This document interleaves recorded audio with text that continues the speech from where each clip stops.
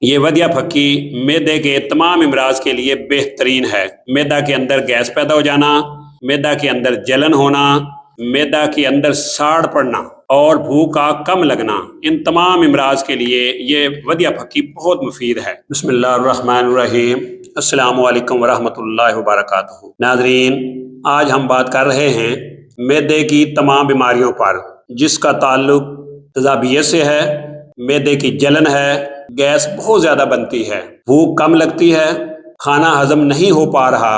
جیسا کہ آپ جانتے ہیں کہ میدے کی بیماری تمام بیماریوں کی ماں ہے۔ ایک دفعہ اگر میدا خراب ہو جائے تو کئی بیماریاں پیدا ہونے کا اندیشہ ہو جاتا ہے۔ میں آج آپ کو ایک ایسی ودیا پھکی بتا رہا ہوں، اگر آپ کے میدے میں خرابی ہے، میدے کے تمام مسئلوں کے لیے ودیا پھکی آپ اپنے گھر میں بھی بنا سکتے ہیں۔ یہ ودیا پھکی ہے ہماری، یہ میدے کے تمام مسئلوں کو حل کرتی ہے۔ انہی چیزوں سے ہم یہ پھکی بناتے ہیں۔ جو دوست منگوانا چاہتے ہیں وہ ہمارے دیے گئے نمبروں پر رابطہ کر کے منگوا سکتے ہیں۔ لیکن بہت سارے لوگ یہ چاہ رہے ہوں گے کہ ہم یہ خود گھر میں بنائیں۔ کیسے بنائیں گے؟ اس کے لیے آپ کو کیا کیا چاہیے ہوگا، نوٹ کر لیجئے۔ بنانے کا طریقہ میں بتا دیتا ہوں۔ کالی مرچ یعنی فلفل سیاہ، یہ آپ نے 200 گرام لینی ہے۔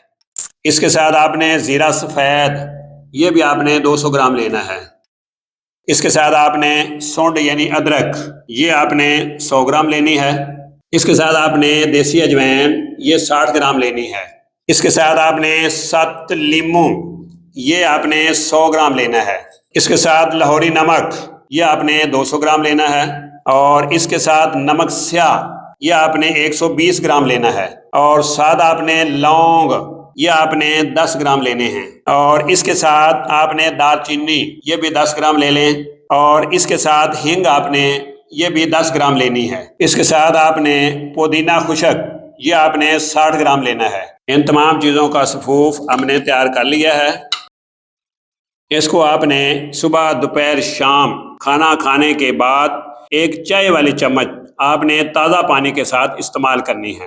اس کو آپ نے کم از کم 1 مہینہ لازمی استعمال کرنا ہے۔ اللہ تعالیٰ سے دعا ہے کہ اللہ تعالیٰ آپ سب کو شفا دے اور آپ کو فائدہ ہو۔ اسی کے ساتھ مجھے اجازت دیجیے۔ اللہ حافظ۔ السلام علیکم ورحمۃ اللہ وبرکاتہ۔